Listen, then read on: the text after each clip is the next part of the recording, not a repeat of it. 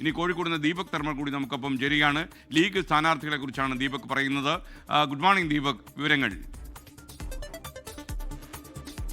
Very good morning SKN UDF സ്ഥാനാർത്ഥി പട്ടിക വൈകുന്നു എന്നുള്ള പ്രതിഷേധം വളരെ ശക്തമാണ്. നേതൃതലത്തിൽ തന്നെ അവർ ചർച്ചയാകുന്നു. തെരഞ്ഞെടുപ്പ് ഞായറാഴ്ച പ്രഖ്യാപനം വരുമെന്ന് നേരത്തെ അറിയുന്നതല്ലേ, എന്തുകൊണ്ട് ഒരു തർക്കങ്ങൾ തീർത്ത് ആദ്യ പട്ടികയെങ്കിലും പ്രസിദ്ധീകരിക്കാൻ പറ്റുന്നില്ല എന്ന്. ഈ ഘട്ടത്തിലാണ് ലീഗിൻ്റെ പട്ടിക പൂർത്തിയായിരിക്കുന്നു. ലീഗിൻ്റെ പട്ടികയിൽ ഏറ്റവും പ്രധാനപ്പെട്ട കാര്യം അന്തിമ തീരുമാനം പാണക്കാട് സാദിഖ് അലി തങ്ങൾ ലീഗ് അധ്യക്ഷന് വിട്ടുകൊടുത്തുകൊണ്ട് ഉന്നതാധികാര സമിതി ഒരു തീരുമാനമെടുക്കുന്നു. അദ്ദേഹം വിവിധ ആൾക്കാരുമായി ചർച്ച ചെയ്തുകൊണ്ട് ഒരു അന്തിമ പട്ടികയ്ക്ക് രൂപം നൽകുന്നു, അത് പ്രഖ്യാപിക്കുന്നു. ഇന്ന് പ്രഖ്യാപിക്കേണ്ടതില്ല എന്നുള്ളതാണ് ഇപ്പോൾ ധാരണയിലെത്തിയിരിക്കുന്നത്. കാരണം കോൺഗ്രസിന് ഒരു ദിവസം കൂടി സമയം കൊടുത്തതിന് ശേഷം നാളെ പ്രഖ്യാപിക്കാം എന്നുള്ള നിലയിലെത്തിയിരിക്കുന്നു. പാണക്കാട് വെച്ച് തന്നെ പ്രഖ്യാപനം നടത്താനാണ് തീരുമാനം. ഇതിൽ ഏറ്റവും പ്രധാനപ്പെട്ട കാര്യം കുഞ്ഞാലിക്കുട്ടി മണ്ഡലം മാറുന്നു എന്നുള്ളതാണ് ഏറ്റവും പ്രധാനപ്പെട്ട കാര്യം. കാരണം വേങ്ങരയാണ് കുഞ്ഞാലിക്കുട്ടിയുടെ തട്ടകം.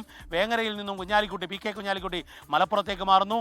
അതും മാറുന്നത് PMA സലാം, മുസ്ലിം ലീഗിൻ്റെ ജനറൽ സെക്രട്ടറി PMA സലാമിന് ഒരു സുരക്ഷിത മണ്ഡലം നൽകാൻ വേണ്ടിയാണ് എന്നുള്ളതാണ് എടുത്തു പറയേണ്ടത്. PMA സലാം വേങ്ങരയിൽ സ്ഥാനാർത്ഥിയാകാൻ പോകുന്നു. ഇക്കാര്യം ലീഗിൻ്റെ പ്രധാന നേതാക്കളുമായി ഞാൻ അല്പം മുൻപ് സംസാരിച്ചപ്പോൾ സ്ഥിരീകരിച്ചു കഴിഞ്ഞു. ഔദ്യോഗിക പ്രഖ്യാപനം മാത്രമേ വരാനുള്ളൂ. മാത്രവുമല്ല, ഈ വേങ്ങരയിൽ PMA സലാമിനെ ഇറക്കുമ്പോൾ 2-3 രാഷ്ട്രീയ കാര്യങ്ങൾ കൂടിയുണ്ട്. ഒന്ന്, PMA സലാം ഇടതുമുന്നണിയിലുള്ളപ്പോൾ MLA ആയിരുന്നു. അത് കഴിഞ്ഞാണ് അദ്ദേഹം ലീഗിലേക്ക് INL വിട്ട് ലീഗിലേക്ക് വരുന്നത്. പക്ഷേ ഇവിടെ അദ്ദേഹത്തിന് പാർലമെൻ്ററി സ്ഥാനങ്ങളൊന്നും തന്നെ നൽകിയില്ല എന്നുള്ളത് ഒരു ലീഗിനകത്തുള്ള അകത്തള വർത്തമാനമാണ്. അതിന് പരിഹാരം കാണുന്നു എന്നുള്ളതാണ് PK കുഞ്ഞാലിക്കുട്ടിയും സാദിഖ് അലി തങ്ങളും കൂടി. രണ്ടാമത്തെ കാര്യം, സമസ്ത എപ്പോഴും ആവശ്യപ്പെടുന്ന ഒരു കാര്യം ഈ PMA സലാമിനെ മാറ്റുക, PMA സലാമിനെതിരായ നിലപാടാണ് ജഫ്രി തങ്ങൾ ഉൾപ്പെടെയുള്ളവർ ആവർത്തിച്ചു പറയുന്നത്.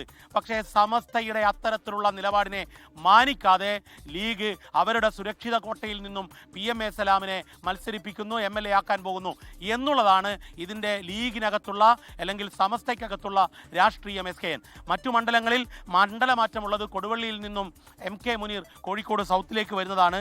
സീറ്റില്ലാത്ത MLA Mar NA Nellikunnu Kasaragod, KPA Majeed Tirurangadi, Manjeri UA Latheef, P Abdulla Malappuram, Vallikkunnu P Abdul Hameed, ഇത്രയും പേർക്ക് സിറ്റിംഗ് MLA മാർക്ക് സീറ്റില്ലാതെ പോകുന്നു.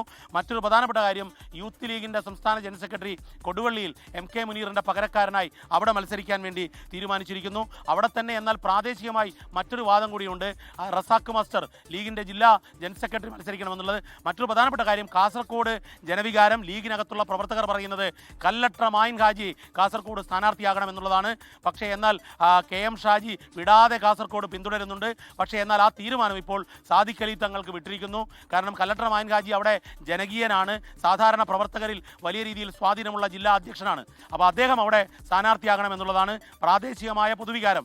ഇത് കണക്കിലെടുക്കണം എന്നുള്ളതാണ് ഉന്നതാധികാര സമിതിയോട് പ്രാദേശിക ലീഗ് നേതൃത്വം, ജില്ലാ നേതൃത്വം ആവശ്യപ്പെട്ടിരിക്കുന്നത്. പക്ഷേ KM ഷാജി അവിടെ വിടാതെ പിടിക്കുകയാണ്.